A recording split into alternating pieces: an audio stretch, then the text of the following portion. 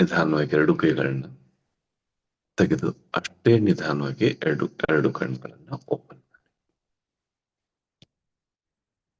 Thank you, thank you, thank you, thank you so much masters. Thank you so much.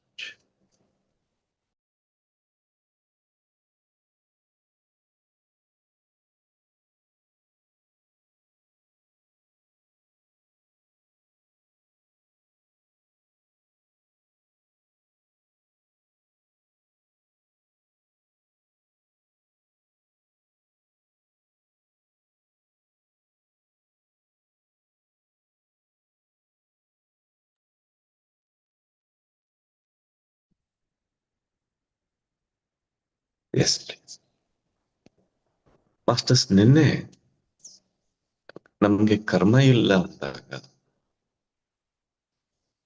ಇನ್ನೂ ಕೆಲವರಲ್ಲಿ ಅದು ಹೇಗ್ ಸಾಧ್ಯ ಅನ್ನುವಂಥದ್ದೇ ಆಲೋಚನೆ. ದಯವಿಟ್ಟು ನೆನ್ಪಿಟ್ಕೊಳ್ಳಿ, ಇಷ್ಟು ಉನ್ನತ ಸ್ಥಾಯಿಯಲ್ಲಿ ಇರುವಂತ ಈ ಒಂದು ಸಾಮೂಹಿಕ ಪ್ರಜ್ಞೆ, ಈ ಗ್ರೂಪ್ ನಾವೆಲ್ಲರೂ ಅರ್ಥ ಮಾಡ್ಕೊಂಡಾಗ್ಲೇ ಎಲ್ಲರಿಗೂ ಅದು ಸರ್ಕ್ಯುಲೇಟ್ ಆಗೋದು.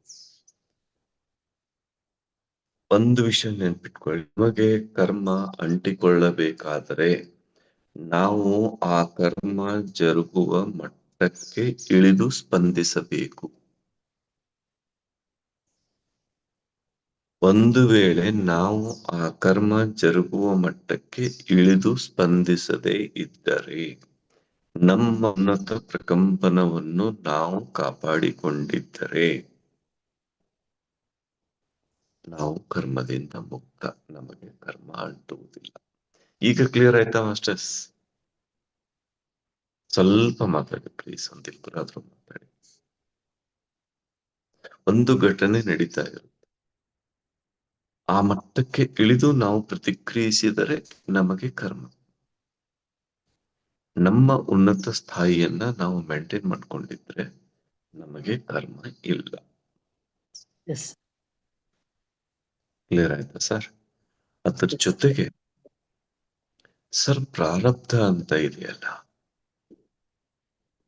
ಅನುಭವಿಸಿ ತೀರ್ಬೇಕು ಅನ್ನೋ ತಲೆಯಲ್ಲಿ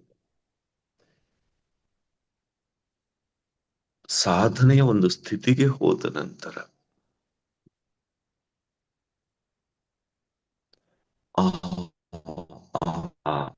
ಸಾಧನೆಯಲ್ಲಿ ಕ್ರಿಯೇಟ್ ಆಗಿರುವಂತ ಪ್ರಕಂಪನದ ಸ್ಥಿತಿ,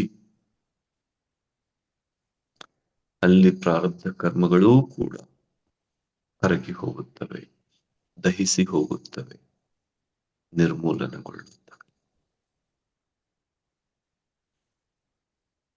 ಇಷ್ಟನ್ನ ನಾವು ನೆನ್ಪಿಟ್ಕೊಂಡ್ರೆ ನಾವು ಕರ್ಮದಿಂದ ಮುಕ್ತ ಅನ್ನೋದು ನಮಗೆ ಅರ್ಥ ಆಗುತ್ತೆ.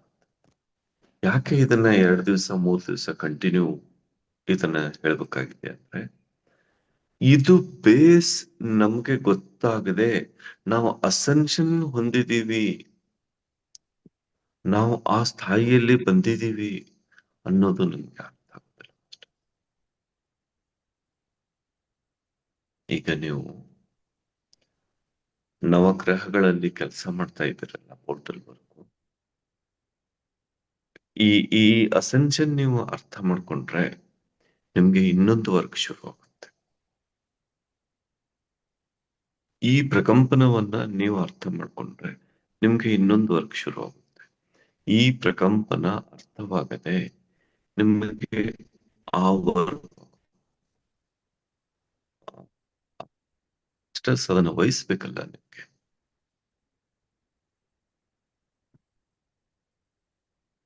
ಅಸೆನ್ಷನ್ ಅರ್ಥ ಆಗ್ತಾ ಇದೆ ಮಾಸ್ಟರ್ಸ್? ನೀವೆಲ್ಲರೂ ಅಸೆಂಟೆಡ್ ಮಾಸ್ಟರ್ಸ್. ನಿಮ್ಗೆ ಒಂದು ಪ್ಲೀಸ್ ಅರ್ಥ, ನಿಮ್ಮ ಜೀವನದಲ್ಲಿ ನೀವು ಎಷ್ಟು ಸಲ ಮೃತ್ಯುವನ್ನ ದಾಟಿದೀನಪ್ಪ, ಇದು ನನ್ಗೆ ಪಾರ ಆಯ್ತು ಅಂತ ಎಷ್ಟು ಜನಕ್ಕೆ ಅನ್ಸಿದೆ?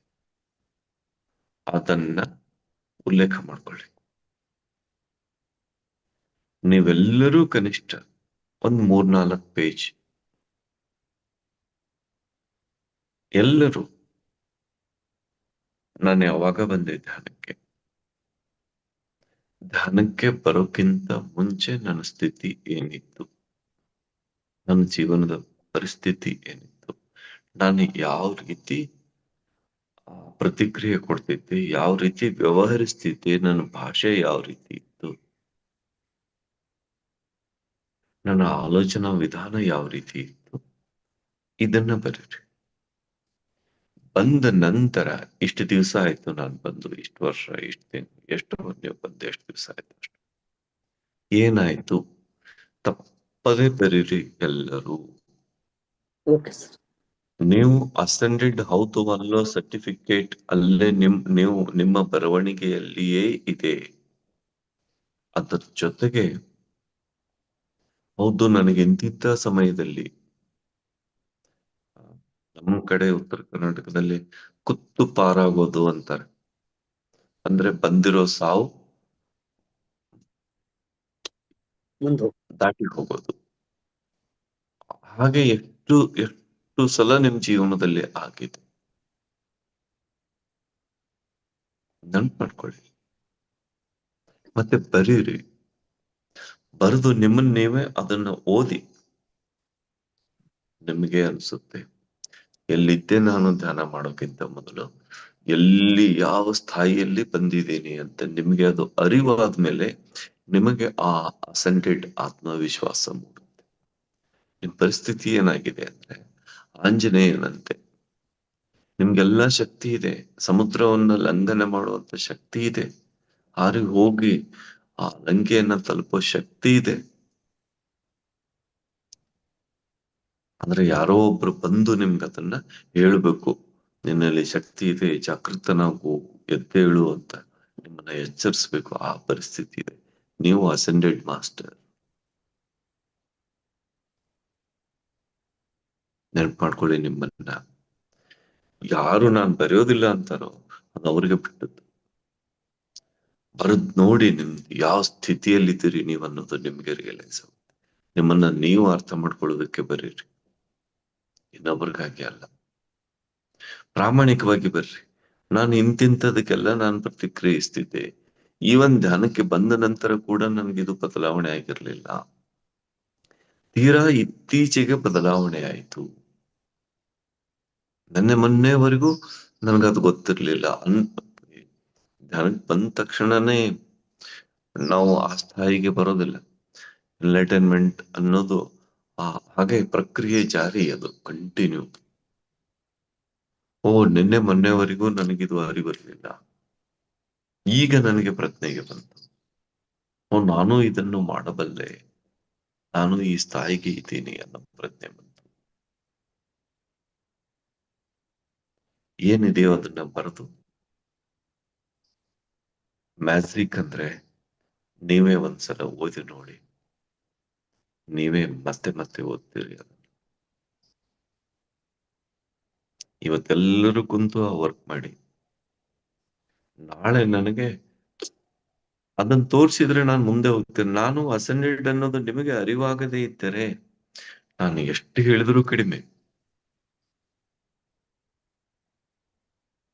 ನಾನು ಏನ್ ಮಾಡಿದ್ರು ನಿಮ್ಗೆ ತಿಳಿಸಿ ಹೇಳೋದಕ್ಕೆ ಸಾಧ್ಯ ಇಲ್ಲ.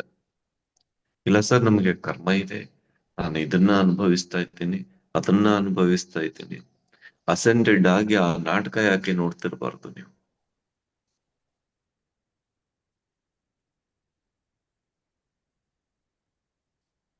ಎಲ್ಲರೂ ಗಂಭೀರವಾಗಿ ತಗೊಳ್ಳಿ. ಕೆಲ್ಸ ಇದೆ ಮುಂದೆ ನಿಮ್ಗೆ, ಅದ ಕೆಲ್ಸ ಕರಿತಾ ಇದೆ. ಅದಕ್ಕೆ ಇದು ಅಸೆನ್ಷನ್ ಕ್ಲಾಸ್ ನಡೀತಾ ಇದೆ.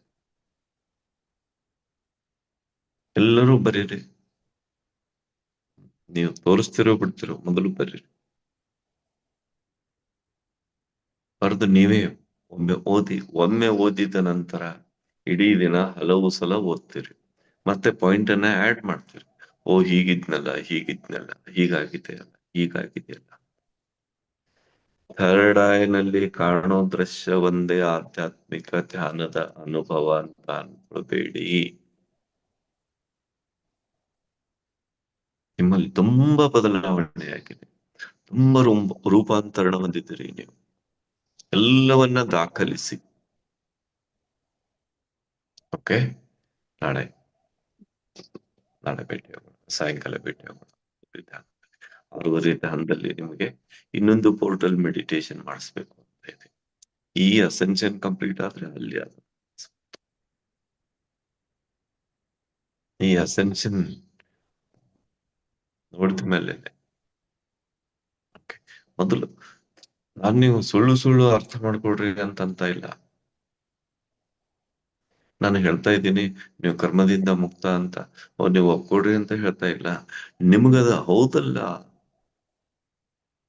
ನಾನು ಕರ್ಮದಿಂದ ಮುಕ್ತ ಆಗಿದ್ದೀನಲ್ಲ, ನಾನು ಯಾವುದಕ್ಕೂ ಪ್ರತಿಕ್ರಿಯೆ ಕೊಡ್ತಾ ಇಲ್ಲ. ನಾನು ಆ ಕರ್ಮದ ಅಲ್ಲಿ ನಡೀತಾ ಇರೋ ಸ್ಥಾಯಿಗೆ ನಾನು ಹೋಗ್ತಾ ಇಲ್ಲ. ಎಷ್ಟೋ ಜನ ನನ್ನ ಫ್ರೆಂಡ್ ಸರ್ಕಲ್ ಎಲ್ಲ ಕಟ್ಟಾಗಿ ಹೋಗಿದೆ. ಎಷ್ಟೋ ಹೊಸಬರು ನನ್ನ ಜೊತೆ ಜಾಯ್ನ್ ಆಗಿದ್ದಾರೆ. ಅದೆಲ್ಲ ಹೋಗ್ಬಿಟ್ಟಿದೆ ಅನ್ನೋದನ್ನ ಸ್ವಲ್ಪ ಅರ್ಥ ಮಾಡ್ಕೊಂಡು ಬರೀ. ಈಗ ಬರೆದವರು ಮತ್ತೆ ಅದನ್ನ ಏನಂತಾರೆ, ಪುನರ್ ಸಂಸ್ಕರಣ ಮಾಡಿ, ರೀಕರೆಕ್ಷನ್ ಮಾಡಿ ನೋಡಿ ನಿಮ್ಮನ್ನ ನೀವೇ ಯಾವ ಸ್ಥಾಯಿಗೆ ಬಂದಿದ್ದೀರಿ ಅಂತ. ಕೊನೆಗೆ ನಾನು ಇಂತಿಂತ ಸಮಯದಲ್ಲಿ ನಾನು ಸಾವನ್ನು ಮೀರಿ ನಿಂತೆ ಅಂತ ನನಗೆ ಫೀಲ್ ಆಗ್ತಾ ಇದೆ.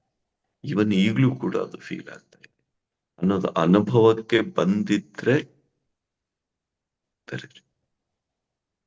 ಓಕೆ, ದಯವಿಟ್ಟು ಇದಿಲ್ಲದೆ ನನಗೆ ಮುಂದೆ ಏನು ಹೇಳೋದಕ್ಕೆ, ಸುಮ್ಮನೆ ಹೇಳಿದ್ರೆ ಅಲ್ಲಿ ಒಂದು ಅಷ್ಟು ದೊಡ್ಡ ಜವಾಬ್ದಾರಿ, ಅಷ್ಟು ದೊಡ್ಡ ಕೆಲಸ ಇರೋದ್ರಿಂದ ಇದು ಸ್ವಲ್ಪ ಬೇಕು. ರೆಡಿ ಮಾಡ್ಕೊಳ್ಳಿ ಪ್ಲೀಸ್. Thank you